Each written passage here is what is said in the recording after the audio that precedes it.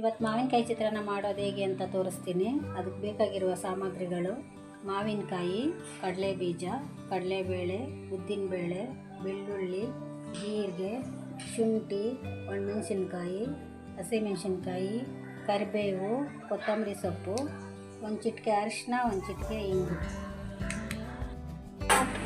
ಬಾಣಲಿ ಇಟ್ಕೊಂಡು ಒಂದು 4 ಟೇಬಲ್ ಸ್ಪೂನ್ ಎಣ್ಣೆ ಹಾಕ್ಕೊಂಡು, ಆಮೇಲೆ ಕಡಲೆ ಬೀಜ ಹಾಕ್ಕೊಂಡು ಹುರ್ಕೋಬೇಕು. ಫ್ರೈ ಆಗಬೇಕು ಚೆನ್ನಾಗಿ. ಇಷ್ಟು ಫ್ರೈ ಆಗೋವರೆಗೂ ಹುರ್ಕೊಂಡು ತೆಗೆದಿಟ್ಕೋಬೇಕು. ಕಡಲೆ ಬೀಜ ಹುರ್ಕೊಂಡಿರೋ ಎಣ್ಣೆಗೆ ಸಾಸಿವೆ,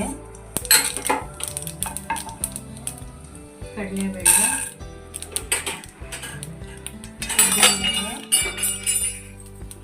ಇದು ಸ್ವಲ್ಪ ಕೆಂಪಗಾದ್ಮೇಲೆ ಕೆಂಪಗಾಗೋವರೆಗೂ ಹುರ್ಕೋಬೇಕು. ಕಡಲೆಬೇಳೆ ಉದ್ದಿನಬೇಳೆ.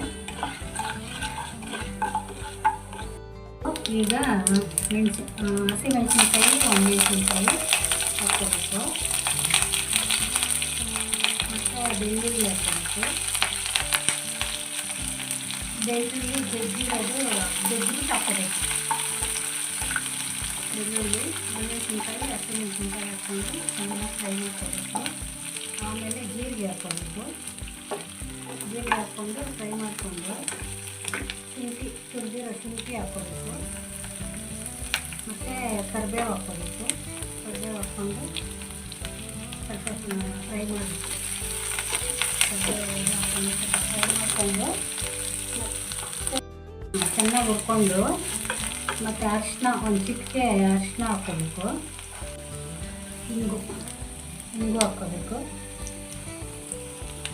ಹಾಕ್ಕೊಂಡಿದ್ದೀನಿ. ಇವಾಗ ಆಲ್ಮೋಸ್ಟ್ ಎಲ್ಲ ರೆಡಿಯಾಗಿದೆ. ಅದಕ್ಕೆ ಸ್ವಲ್ಪ ರುಚಿಗೆ ತಕ್ಕಷ್ಟು ನಿಮ್ಗೆ ಎಷ್ಟು ಬೇಕೋ ಅಷ್ಟು ಉಪ್ಪು ಹಾಕ್ಕೊಂಡು ತಿರುಗಿಸ್ಕೋಬೇಕು.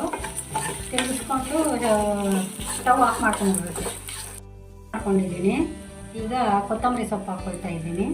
ಕೊತ್ತಂಬರಿ ಸೊಪ್ಪು ಹಾಕ್ಕೊಂಡು ಸ್ವಲ್ಪ ತಿರುಗಿಸ್ಕೊಂಡು ಮಾವಿನಕಾಯಿ ತುರಿ ಹಾಕ್ಕೊಳ್ತಾ ಇದ್ದೀನಿ. ಮಾವಿನಕಾಯಿ ತುರಿ ಅಂದರೆ ನಿಮ್ಗೆ ಎಷ್ಟು ಬೇಕೋ, ಹುಳಿ ಇದ್ದರೆ ಸ್ವಲ್ಪ ಹಾಕ್ಕೊಳ್ಳಿ.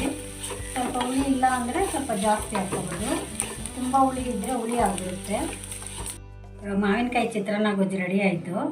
ಇದು ಮಾವಿನಕಾಯಿ ಹುಳಿ ಇರೋದ್ರಿಂದ ನಿಂಬೆಹಣ್ಣು ರಸ ಏನು ಬೇಕಾಗಲ್ಲ. ಇದೇ ರೀತಿ ಮನೆಯಲ್ಲಿ ಇರೋ ಇಂಗ್ರೀಡಿಯೆಂಟ್ಸನ್ನು ಬಳಸಿಕೊಂಡು ಅಡುಗೆ ಮಾಡೋಕ್ಕೆ ನಮ್ಮ ಚಾನಲ್ ಸಬ್ಸ್ಕ್ರೈಬ್ ಮಾಡಿ, ಈ ವಿಡಿಯೋನ ಲೈಕ್ ಮಾಡಿ, ಶೇರ್ ಮಾಡಿ.